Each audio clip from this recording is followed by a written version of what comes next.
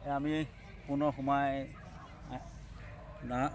কাটি দিব আমি আহি 91 সংখ্যক শ্ৰীমন্ত শংকৰ সংঘৰ বাৰ্ষিক অধিৱেশন স্থলী আমি ৰঙালীপথাৰ যি স্থলীত ৰঙালীপথাৰ ক'লে আপুনি স্থলীত আহি সোমাই আমি যিহেতু ধৰ্ম ধ্বজা যিটো পতাকা স্খলন স্থলী সেই স্থলীত উপস্থিত হৈছোঁ। গতিকে খুব ধুনীয়া কাৰুকাৰ্য পতাকা স্থলনৰ যিটো ধৰ্ম ধ্বজা উত্তোলন স্থলীটো সজাই তুলিছে।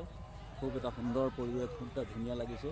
গছ ফুলনি ফুলে লাইটে যিটো সৌন্দৰ্য বৰ্ধন কৰিছে। গতিকে আমি চাইছোঁ, সকলোকে আপোনালোকক দেখুৱাইছোঁ কি সুন্দৰ এটা পৰিৱেশেৰে এই ধৰ্মীয় স্থানটো যিটো ধৰ্মধ্বজা তুলকৰ যিটো স্থান সজাই তুলিছে, আমি সঁচাকৈ গৌৰৱান্বিত, ভাল পাইছোঁ। গতিকে এনেকুৱা এটা অনুষ্ঠান যিহেতু আমি আজি 21-22 বছৰ মূৰত আমি নাহৰকটীয়া অঞ্চলত দেখিবলৈ সক্ষম হৈছোঁ। এয়া কেন্দ্ৰীয় সেৱা বাহিনীৰ শিবিৰ, ধুনীয়া এটা পৰিৱেশ।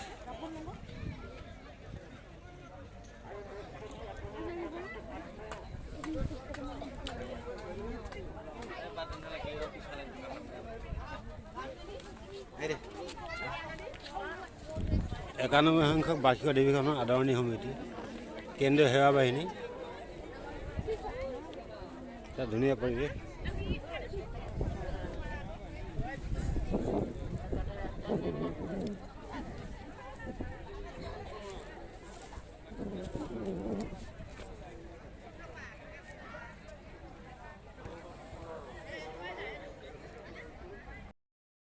একানব্বৈ সংখ্যক শংকৰদেৱ সংঘৰ অধিৱেশনৰ এই অস্থায়ী নামঘৰ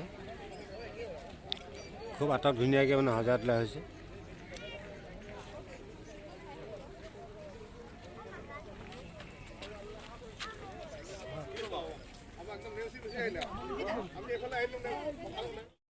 আইসকলে শাক পাচলি কাটি আছে।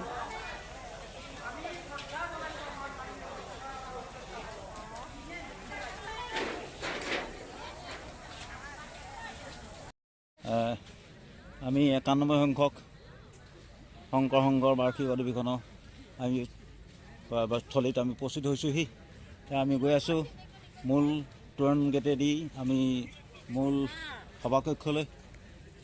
আমি খুব চাৰিওফালে চাইছোঁ, খুব ভাল লাগিছে, খুব ধুনীয়া এটা পৰিৱেশ। চাৰিওফালে এটা ধৰ্মীয় এটা পৰিৱেশ সৃষ্টি হৈছে, সকলোফালে উজ্জ্বল এটা পৰিৱেশ।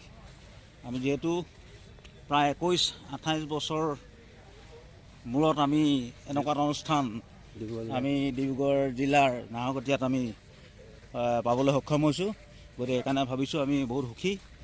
গতিকে আমি মূল মণ্ডপৰ ফালে গৈ আছোঁ, তোৰণৰ ফালে।